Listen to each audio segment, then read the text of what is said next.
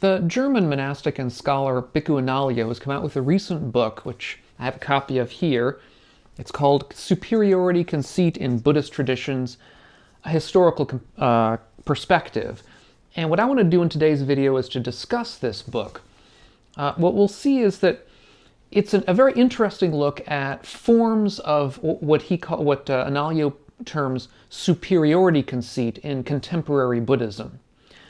These are the ways that Buddhists of various schools consider themselves superior in certain respects to other Buddhists, and the problems that Anālayo sees in that.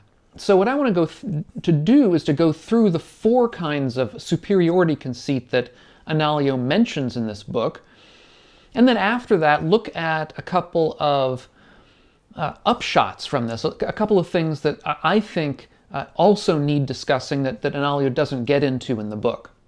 Now, the first of these conceits is the male conceit of denigrating women in the Buddhist path. And we see this in a number of Buddhist schools over the centuries and millennia of Buddhist history. A number of people who say that you have to be reborn as a man to be enlightened, although the Buddha himself said that women could become enlightened. And this problem of superiority conceit among male Buddhists, and in particular male monastics, has recently become a particular problem because women have wanted to become ordained as nuns in certain traditions in which there isn't a tradition of nuns, or where the tradition of nuns has died out. Now, since I've done videos on these very topics, I'm not going to go into this in this video. I'll leave links to those videos in the notes below. I'll only say that Bhikkhu Anālayo has been instrumental in doing a lot of spade work, a lot of the scholarly spade work in showing why these are problematic, why they don't really measure up to the Buddha's own ideas in early Buddhism, and why in particular women should be allowed to ordain as monastics in the contemporary Theravada school in particular. There's also problems in the Tibetan school, which are sort of outside of Anālayo's purview, but I think the points he makes would equally apply to them. The second form of superiority conceit that Anālayo discusses in this book is the Mahayana conceit in being the superior path, or the superior form of Buddhist practice. And here we often will read of a distinction between so-called Mahayana and Hinayana Buddhists, where Mahayana means the greater vehicle, and Hinayana means the lesser or inferior vehicle. Now, sometimes Hinayana is translated as meaning something a little bit more benign, like a different vehicle or something like that, but the actual word in Sanskrit means inferior. And so the reason that this term Hinayana was developed was as a form of polemics by Mahayanists who were saying that theirs was, in fact, the better way to practice.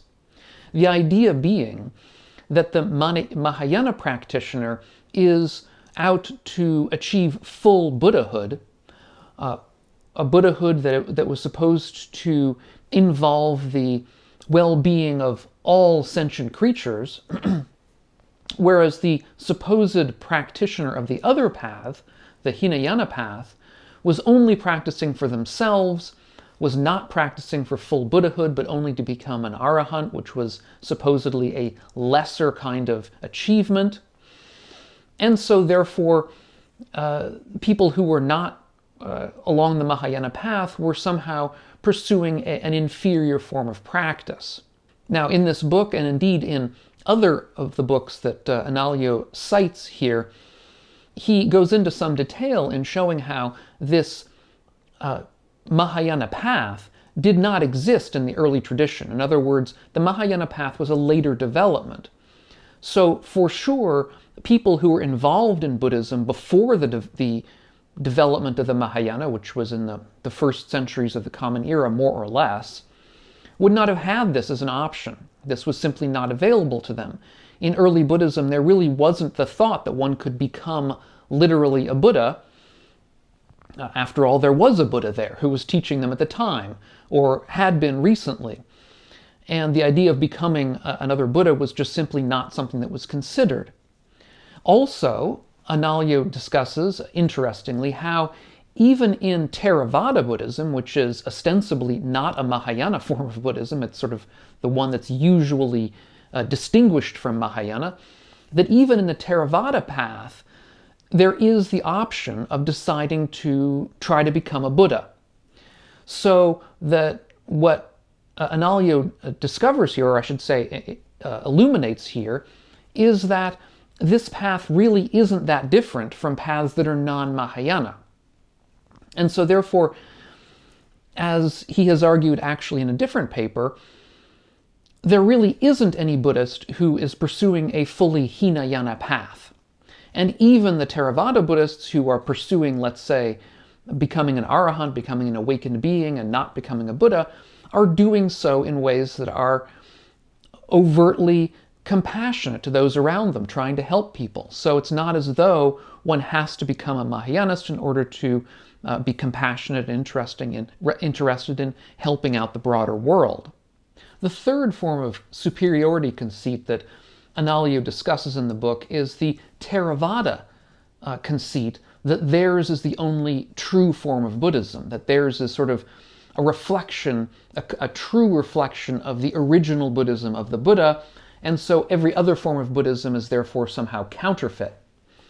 And here as well, Anālayo pushes back on this form of superiority conceit by saying and showing how, in fact, a lot of what is practiced in the Theravada school nowadays, and indeed for centuries, has not been an accurate reflection of the earliest form of Buddhism that we can find. In fact, most of what is practiced, or I should say a large basket of what is practiced in Theravada, is from much later ideas. In particular, ideas coming out of books such as the Visuddhimagga, which is a text composed in the 5th century by the scholar Buddhaghosa, and in general, coming out of the Abhidharma tradition, or Abhidhamma tradition in Theravada Buddhism, which itself arose several centuries after the death of the Buddha. And so as a result, the practices of Theravada are not original either. They're not the sorts of things that we can say are a direct and accurate reflection of the earliest form of Buddhism. Fourth, Anālayo looks at secular Buddhism, and in particular, how certain practitioners of secular Buddhism claim that the approach involved in a secular kind of approach, the practices involved, the beliefs involved in a secular approach, are really the only true reflection of what the Buddha himself said, that other schools of contemporary Buddhism are shall we say, larded on with extraneous material from local cultures and local societies, but secular Buddhism somehow gets at the true message of Gautama Buddha in a way that no other form of Buddhism does. And to be clear, in the book, Anālayo is only looking at the secular Buddhism propounded by Stephen Batchelor. Now, Stephen Batchelor has a long history of practice, religious practice, within the Tibetan tradition and within the Zen tradition. Indeed, Stephen Batchelor was a monastic in both traditions for a significant amount of time. This is to say that Stephen Batchelor does actually have quite a deep understanding of certain forms of contemporary religious Buddhist practice. Also, Stephen Batchelor's background is a background that's based in, shall we say, an understanding of Buddhism that comes from the emptiness traditions that we find in Tibetan Buddhism, as well as the very emptiness, shall we say, influenced traditions out of Zen.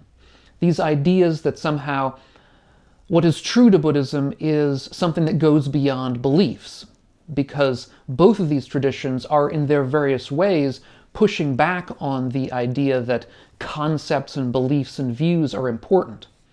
In the Tibetan tradition, they do so by use of the Madhyamaka, stuff coming from Nagarjuna, which is way too complicated for me to get into, but basically tries to undermine any kind of a positive view.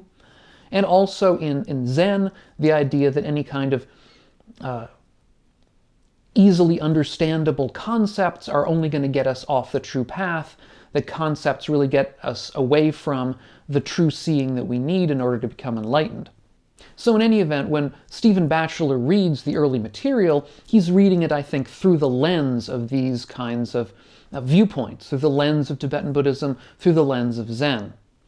And what Anālayo has to say about that, because Stephen Batchelor does have a lot to say about early Buddhism, Anālayo's point is that Stephen Batchelor gets a lot wrong about the early tradition. He misreads a lot of it, and in particular, he misreads some of the recent scholarship on early Buddhism. Most famously, or I should say most importantly perhaps, an essay by the great Pali scholar K.R. Norman, which talks about the Four Noble Truths and the Buddha's first sermon, and how there are certain problems in finding the concept of truths in parts of that sermon. It's a very detailed and, I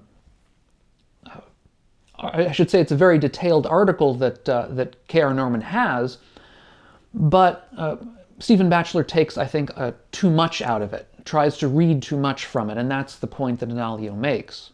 Now, I've gone on about this in some detail because I myself am a secular practitioner, and so I find a lot of resonance with what Stephen Batchelor says, or some of it.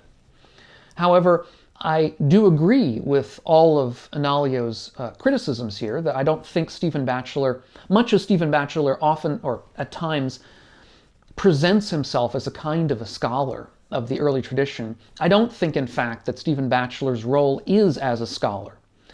He's a wonderful writer, he's a wonderful thinker, deep thinker, and an interesting and very fine person, with, again, as I've said, with a long history, a long study in many Buddhist traditions. However, what Stephen Batchelor is trying to do, honestly, is to reframe Buddhism in new terms, is trying to read back things into the early texts that he believes makes them more resonant with us in certain forms of today's contemporary culture. And so these are the four forms of superiority conceit that Anālayo discusses in this book, and I think it's a very fine book and definitely worth your time. However, there are certain questions, I think, that do remain, and indeed, one of those questions for me is raised by this discussion I've just been having with you about Stephen Batchelor. And we might wonder, what would Anālayo say, what would people say in a question about superiority conceit if Stephen Batchelor or somebody else had written a kind of a secular sutra? In other words, if somebody were to say, okay, well, we don't find this material in early Buddhism, so let's write a sutra in the Buddha's voice, where the Buddha's saying the kinds of things that we think should be said. So we might begin by writing a sutra saying, thus have I heard, and then continuing on, where we have a Buddha who is, let's say, propounding secular kinds of ideals, talking about this life practice, talking about the fact that we can't really say about the future and the past as far as other lifetimes goes, or whatever we might want to put into that. I think you can perhaps spin your own story. Now again, would producing such a sutra be a form of superiority conceit? It might be indeed seen as such by many people, by many contemporary Buddhists. They might see it as a form of conceit, to think that we could read something back into the Buddha's words. That is to say, create something in the Buddha's name. However, precisely the same thing has happened many, many, many times over the history of Buddhism. As I have already said, in the early centuries of the Common Era, any number of sutras were written in the Buddha's name, saying things that the Buddha didn't say, or at least so far as we know, didn't say earlier than that. And there was at the time a lot of discussion argument, dispute between different Buddhists, some of whom were saying that these texts were not original and not therefore valid, and other Buddhists saying that they were original, that they were inspired in some sense, perhaps that they'd even been hidden and suppressed in some sense. So this therefore raises the question of what we consider a conceit in this regard. And indeed, I did a recent video on Sariputta, who was the Buddha's right-hand disciple, who was the Buddha considered the greatest in wisdom, where I mentioned that there were texts composed, sutras composed, in the early centuries of the Common Era, in which Sariputta was either presented as somebody in need of teaching himself, or as a kind of a fall guy, as a kind of a fool.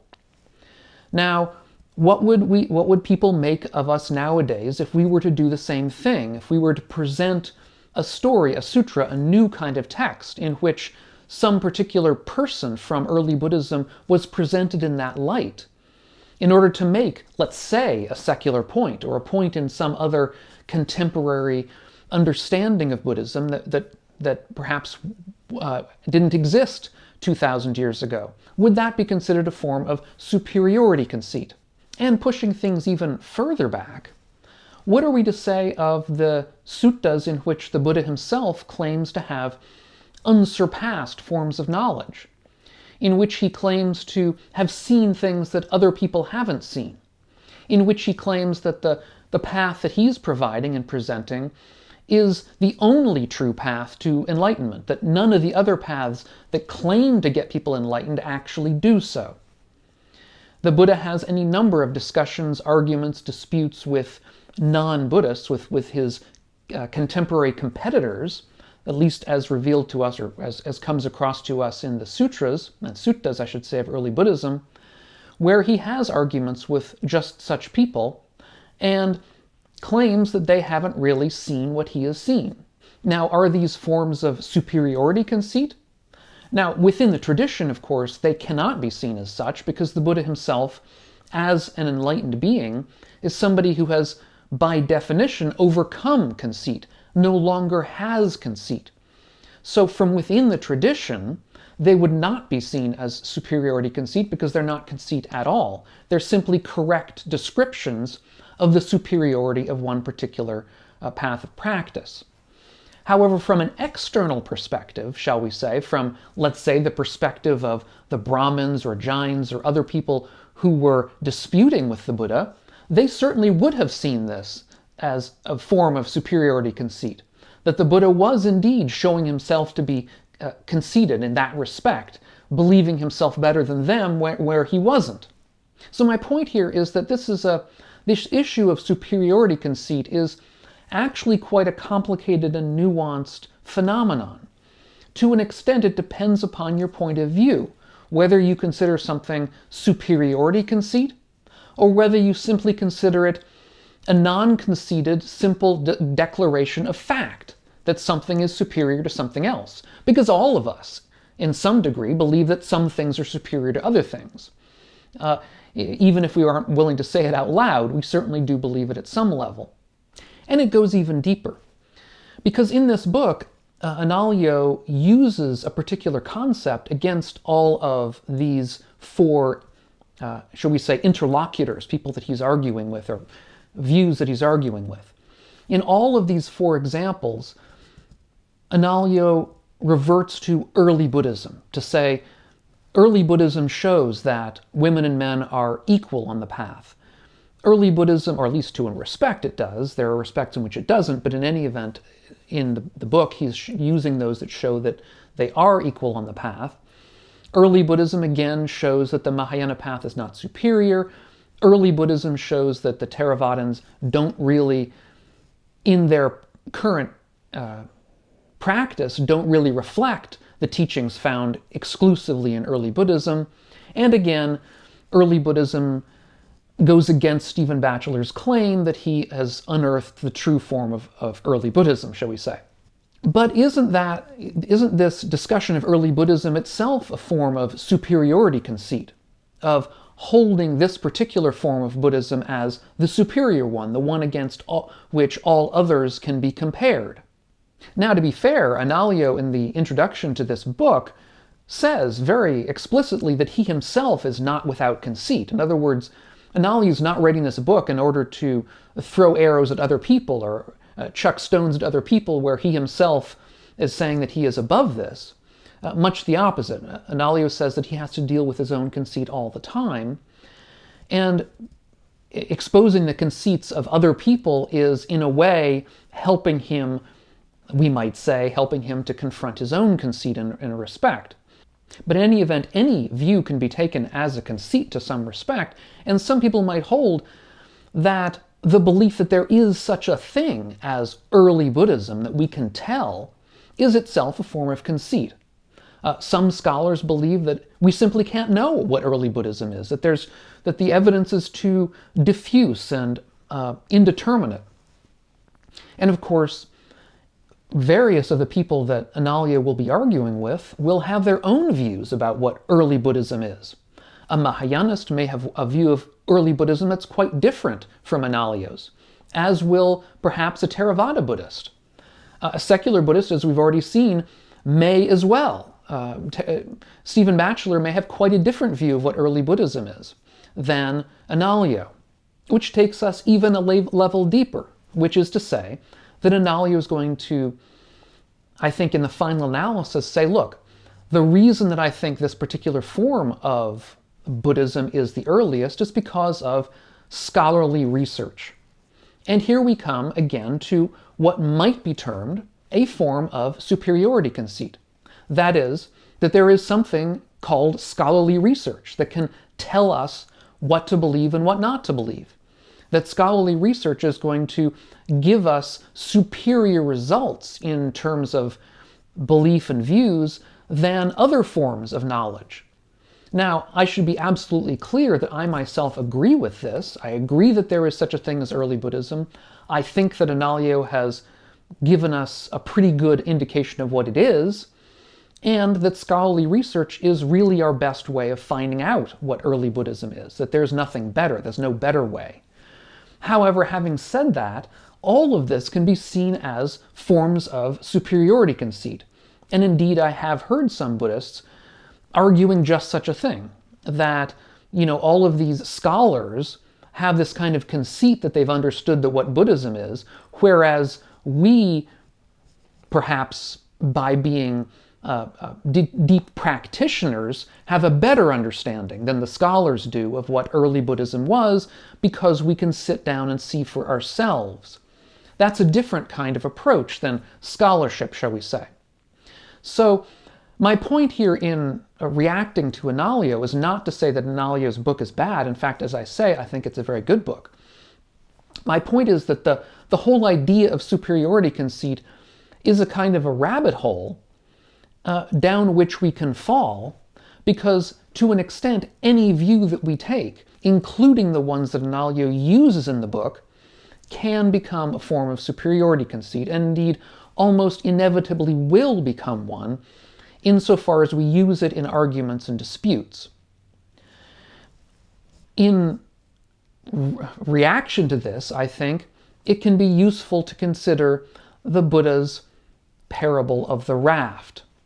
I did an earlier video on just that parable, and I think that can be something of a palate cleanser to this discussion of superiority conceit, and I'll leave a link to that video up here on the screen if you haven't seen it already. If you're getting something out of these videos of mine, please take a look at my Patreon page and see if you want to support the channel and get something in return for it. Thanks so much, and we'll catch you on the next one. Meanwhile, all of you, be well.